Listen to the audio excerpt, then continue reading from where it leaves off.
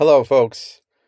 I just want to share with you a few thoughts about a Substack essay that I published today on People Can Actually Change, which is analysis, an analysis of the truth behind a basic assumption that prevents democracies from really flourishing and really prevents many societies from choosing democracy, that encourages people to be obedient to authoritarian leaders or corrupt systems because they assume that people can't change. And that assumption is simply false in history, and it's a very narrow kind of approach to the world based on the limited experience we have over a few decades of our lives. Many times we are disappointed with people who we have not seen change in our lifetimes. We generalize, therefore, from individuals to whole civilizations. And then we start to polarize our politics and we start to expel this idea onto others. They can't change, they can never change. This kind of philosophy has led to great deal of polarization and tribalization in human history and leads to a lot of destruction of democratic possibilities of coexistence, bargaining, negotiation, and constructive conflict resolution.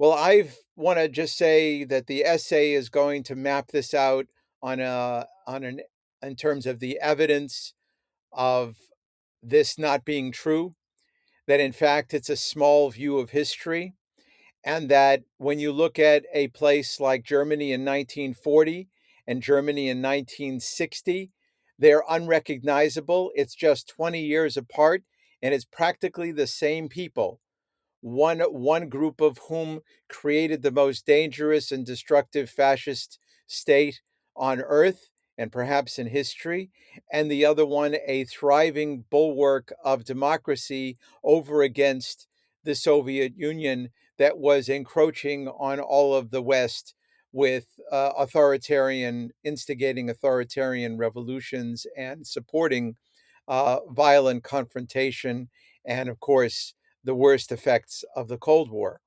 So, how could this happen within just 20 years? How can it be that I go to Northern Ireland in 1997 and I sit with a group of, and I speak before a group of hundreds and hundreds of Protestants and Catholics who had been subject to so much recrimination and fear, and then watch a young gentleman get up as a Protestant and say to the group, I don't really belong here. My ancestors have not came here and they didn't treat you properly, and I don't think I belong here. And then have a whole group of Catholics come up to him and say, no, you do belong here. You're welcome. And how could I have witnessed an elderly woman in Richmond, Virginia, get up before a conference and in her own very frail old state say softly into the mic, I grew up on a plantation, meaning that she was part of the owners of the plantation, a slavery plantation, and she started sobbing. And four African women rush up to her and embrace her. I've seen people change. I've had people come up to me in Switzerland with no words and no words of apology, but simply statements from a German woman, an elderly German woman who says, come here to the piano," and brings me over to this piano in the conference room and starts playing this Jewish song that she says to me, and that she says quite simply, "This was from my Jewish neighbor." And she doesn't apologize. She just looks me intently, and that was her apology. That was her embrace.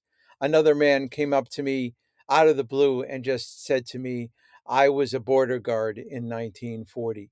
And he knows that I know that that meant that there are many families that didn't make it into freedom in Switzerland and were killed by the Nazis because they were not allowed in, and others who do get in, a few who did get in, and he was showing me with his eyes just how traumatic that was for him and how much sorrow he feels for what happened and what his role may or may not have been.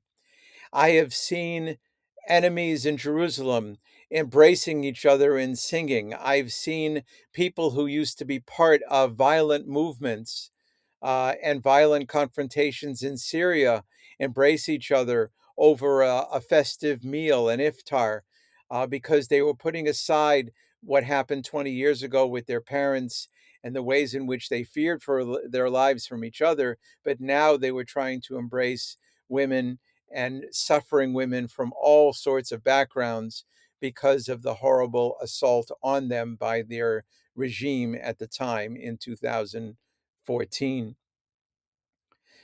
The fact is that if you have a long enough view of history and you have enough patience, you see that yes, there are many times when groups are going to fight. There's nothing that's going to stop them. But at the same time, the evidence of history is that people do change. You look in one century and you see Protestants and Catholics killing each other en masse, and then you see in another century that it's unthinkable. You see at one point in American history that segregation is absolutely the moral code of the society. Blacks and whites should never mix. And then you see another generation just 20 years, 30 years later, and you see intermarriages in families. And those families, many families do accept the intermarriage and do embrace their children and their grandchildren. And that was unthinkable 30, 40 years before. So people change. And please read the essay. Please comment on it. Please share it with others. And please join my Substack to help support the kind of writing and research that I'm trying to do at the level of the population of the United States, because we really, really need to change our approach to the idea that people can't change. We have to believe that people who have supported terrible things are now ready to express remorse and regret and maybe change their mind if we listen, if we engage in constructive contact, constructive relationship building. I've seen it happen around the world, and I know it can happen in the United States as well. So have a great day, enjoy the essay, and please join and bring other friends to join too. Bye bye.